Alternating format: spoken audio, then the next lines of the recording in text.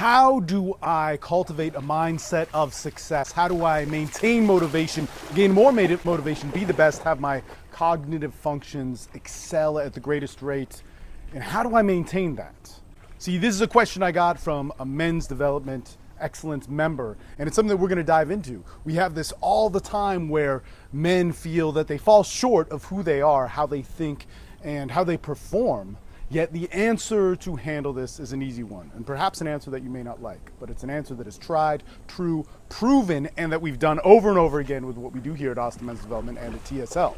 So we got this question, and it has a lot to it. It has so much to it. It has so much that we have answered and workshopped over the past 10 years with different men. In fact, we just released a new PDF, The Evolved Man, or actually a rewritten PDF that goes into this in depth. In fact, we're going to do something where we interact with the group on the AMD board, which is why you need to be on it, where we workshop this. We workshop this PDF. We cultivate this way of thinking, and it's for free. So you should check it out. Go to austinmensdevelopment.com to find out where or wherever you're watching this podcast. Now, if you're watching this on iTunes, listening to it on Stitcher, you can partake in it more by clicking the free stuff link down below. And if you're watching it on YouTube, make sure you subscribe, support the channel, leave a comment. I interact with everything. Be a part of this community, and of course, click the free stuff link down below. So here's the thing, people. What makes you the best? What makes you the best, and where is that coming from? Where does this come from? You know, and we have it over and over again. We wake up, our lives are defined by our work, or what's cool, or what's supposed to be good, or these images, or these sort of glimpses of success that we're supposed to have and honor ourselves by, build our identity by. Are we performing at work? Are we popular? Are we getting our sexual and social needs fulfilled? Are we having the best body? Are we using our body to the best performance? You know, I just came from a jiu-jitsu tournament, and you know, you see how men deal with loss. I mean, I've dealt with loss. I was in a tournament last week, and I dealt with loss. But how do we deal with that? Is it that we should win, be on top, and search for the glory and gratification of what society tells us is the best? Or should it be, have we done our best? And sadly, when it comes to our lives and bettering it in every single way, we never look at it as our own personal definition. Man, and that's sad. See, what happens when you are attempting to be the best, when you're looking for that mindset, we look for the outside, we look for the artificial. You know, what is it if we have confidence that is only shaped and justified by our outside experiences? It's not confidence at all. And that the absence of validation or external validation or the images that society says equates to confidence, that's not confidence, man. That is a severe lack of it. And the less we have of it, the more that we're going to fight and destroy things to achieve it. And we actually, we honor those things in society. That's sad. That if we are to fight, kick, scream, you know, forget loyalty, forget integrity, so that we can get a better job, so that we can get a better reputation, so that we could get things that society says are good, that we think that's okay. You know, and then we expect to have honor and integrity and peace and acceptance and love and all these things that are just supposed to be available in us in the parts that we pick and choose in our lives. No, our lives aren't congruent. You know, the things that we value with our actions of trying to perform better or trying to be excellent are not congruent with the ideals that we yearn and long to cultivate in our lives. So what's the solution for this? You know, I just got done writing or rewriting the Evolved Man PDF, and one of the solutions is getting back to the born to be philosophy.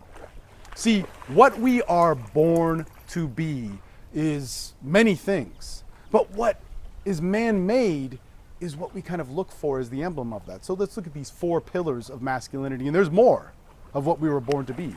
We were born to be healthy. Our bodies were meant to perform in a certain way. We were meant to use our brains and have a mentality that had fulfillment.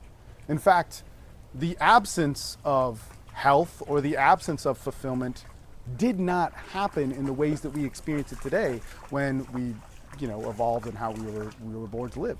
Our sex lives, our relationships, we were born to have those. These are drivers within us that are older than our species, that evolved in these ways that were also social and that were also just physiological, that we had to have them. We were also born to have purpose and pursue a lifestyle. The interesting thing about this and what it means to be born into something means that our evolution backed it. That within you, if you're alive, and I want you to follow this, forget all the stuff, forget all the I have to win for a second. We'll get there. We will get there. Right? Winning is important, success is important, societal success is important. But forget all that for a second. That our evolution is not a mistake. You evolving to be the person that you are is not a mistake. Whether you're fat, whether you're out of shape, whether you have bad joints, whether you're short, whether you don't have certain things that other people have or whatever, man, that is not a mistake. You are the byproduct of millions and millions and millions of lives in the human species that ended up to you. Man, that is how nature works. If you have a mutation, if you're something that is different, I'm not the actual equivalent of my parents. I am not the equivalent of my brother. There's a lot of similarities. There's differences. There's changes in it. There's mutations in our DNA that take place for evolution to happen, but that's the voice of evolution. And that if we follow that, if we follow how we were born and how we naturally came into life, because our society is very young, if we fall into that and then we follow that, then health, man, will be a state of being. Of course, a broken arm or a laceration or an infection, modern society does very well with that. But these long-term benefits of health, of how we lived, how we used our bodies, man, we didn't exercise like crazy. I overdo it. We didn't do jujitsu to be a healthy person. We didn't lift weights all day to be a healthy person. We didn't run multiple miles to be a healthy person. We existed as a healthy person. We did normal labor. We did normal hunting and gathering in order to be a healthy person. In fact, in indigenous cultures, the idea or word of health means something very different than how we mean it. And of course, there's many different languages for many different cultures. But the idea of lack of health or being fat or out of shape or unmotivated, it does not exist. That's crazy. That's insane. And then when we think about how we were born to be in terms of how we use our minds, man, we jam pack our minds every day with pressure, with things to do. And these are all leveraging these different parts of our physiology, of our biology that we were born to have, because motivation is a byproduct of being a mammal, but motivation is a byproduct of how our brains are, that it equates to our identity, our ambition, or how our purpose is within society, our meaning, our place within the network of people that we are around, which how we evolved was a very small amount of people. But man, that equates to our happiness, our emotional needs. Our mindset was such a huge thing. And so when we get into this, we make our mindset about motivation, kicking ass by society's definitions, being better, being on top, getting recognized by many people who may or may not care about us. But when we evolved, and 99.9% of our evolution, when we evolved in that, actually I think it's 99.96 or something, whatever, but man, in this small window of our society now and our evolution, man, our majority of that was so much different. There were 10 people, there were 40 people, maybe there were 100 people, but not sustained for 20, 30,000 years, enough to develop our brains. But the thing is that we had meaning. That if we were the 100th person and we lived across the road from this community, and that number one person who was all the way away from us, what we did, we saw how that influenced us. That built our mindsets, that built our emotions, that built how we use our brain. There wasn't so much stress around it. And of course, there were other problems. Not to romanticize this, our society is great, it's beautiful, but we need to learn to live it and how our evolution meant, much like the paleo diet. When it comes to our sex and relationships, the same thing. It is such a huge thing. It's our driver. It is so huge, but we bring so much shame, we bring so much guilt, we bring so much supposed to into our sex lives that we do not live in that way. We're afraid of connection. We're afraid of intimacy. We think it needs controls. We think it needs boundaries. We think it needs all these different things, and it might need that for a short term. But eventually, our sex needs to fall into an expression of us, that we, with our dick, our balls, our hard dicks, and allowing women to speak with their bodies and their pussies and their minds and everything, that it's all okay. And that we need to realize that that falls into connection. We needed connection. We need connection. We have to have that. Intimacy is supposed to be there. Just like at times, fucking is also supposed to be there as well. We need to let ourselves experience it. We don't. And then when it comes to our lifestyles and purpose, man, it's our job, it's our hobbies, it's the things we like, it's these things we brought, our DHVs, as they said in pickup. All these things that society's supposed to say are fucking good. No, how we were born to be, how we evolved, in how we express our lives. Again, like health, purpose does not have the same meaning when it comes down to cultures that grow up around people and can interact in that way. Our lifestyle is not a natural expression of us or how we see it, but it's actually a template or a cookie cutter that we're trying to fit our fucking societal template in. So how do we get back to this? And I know I've been talking a long time and I talk a lot, and a lot of people comment on that, but hey, that's my expression. That's how I do it. You know, it's great. It's helped a lot of people. We have probably the biggest and best men's development community that is the fucking most active people online. Man, it's amazing. It's an amazing thing. So there's something hopefully right to all this, but here's the deal, man. The thing is that how do we get back to this?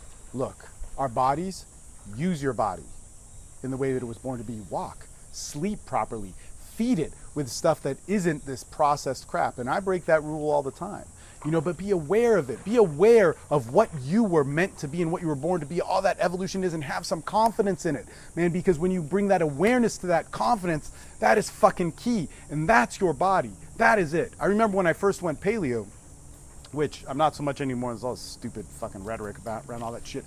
But you know, it's like I got cut, I got shredded, I got in really good shape, and it was the first time in my life, or many years that had happened.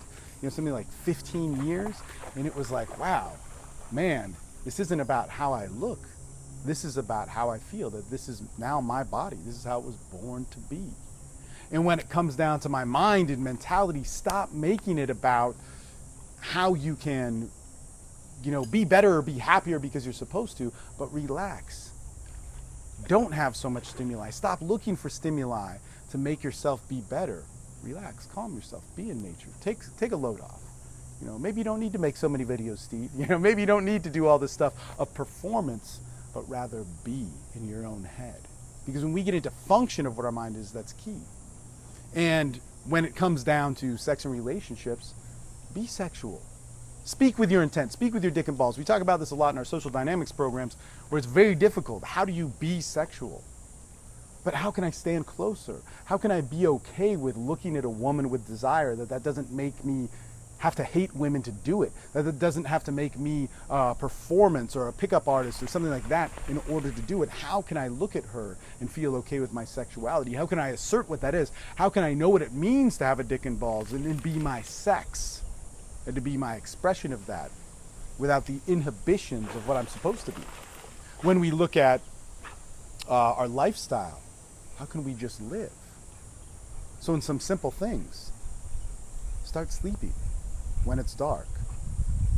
Start getting the proper amount of sleep. Stop trying to hack the system. I know I have some clients who are surgeons and doctors and people who have high demand and they have to break up their sleep, but hey, if that's not you, don't do it. Get that rest. Feed your body properly. Don't feed your mind. Don't feed your heart. Don't feed your empty void of pain. Feed your body. Know what that's like to nourish it. Get in touch with that. Your evolution was not a mistake. Feed your mind by relaxing and calming down. Most of our time in indigenous cultures, still to this day, when you look at anthropology, was actually, what happens is a lot of conversation, a lot of sitting around. In fact, walking maybe 2.5 miles a day. That's what the average of indigenous cultures do. Of course, if you look at like the Tarahumara or something, they're running all over the place. But we do very little. We put very little pressure on ourselves. Give yourself a window of that. We're living in a modern society where that can't happen, but man, take time to wind down 3-4 hours a day where you have that. In order to get to your sex and relationships, man, go out and be social. Say hello. Talk to people without expectation. Learn that sex, sexuality, your expression of that, and your opening of emotions has to be the total package of your social and sexual life to connect. And if we want to look at our lifestyles, we want to look at our purpose, stop trying to model it after something and maybe get into what you love and act on it as you love it, not how you're supposed to. Stop searching for these things outside of yourself to make yourself, and start being yourself and who you are. This sounds like a complex thing and it's very hard to teach, but yet there's a huge draw and a huge, huge need for it in men's development. I get asked about it all the time, but it sounds so abstract and so elusive of how we talk about it, or even what I just broke down now. So what you gotta do is click the free stuff link down below if you're watching this on YouTube, or if you're listening to this on iTunes and Stitcher, and sign up for the Evolved Man PDF. That will come with a 7-day challenge. Now, you can take that challenge with us, hopefully live, but if it's passed, and we're not doing it live on the Austin Men's Development Board, but that's an amazing thing to be a part of, if you can do it yourself. You can tag me, you can tag other people on the AMD board, the free Austin Men's Development Board, and be able to interact on it. So that sounds like a lot of stuff, but the most important thing is you go to the free stuff link down below, download the Evolved Man PDF, do that worksheet, sign up on the 7-day challenge, and let's actually get you into functioning. Because in 7 days, you'll have, man, some intense coaching, a lot of video material, a lot of stuff that is going to help you connect with yourself on those 4 pillars of masculinity, so that your body, your mind, your dating, your sex and relationships, and your expression of your purpose and your lifestyle moves into something of what you actually are. It's a beautiful thing. Man, your power is there. Your evolution is behind you. Your ancestry is there. Stop buying into the lie that somehow you're a mistake. Stop buying into the lie that you can't do it. You were made to do it. You were born to do it. And start having that as the running dialogue and the motivation and the fire in your belly that's pushing you out into the world, because all life expresses itself. Why are we getting in the way of that? Thanks for watching.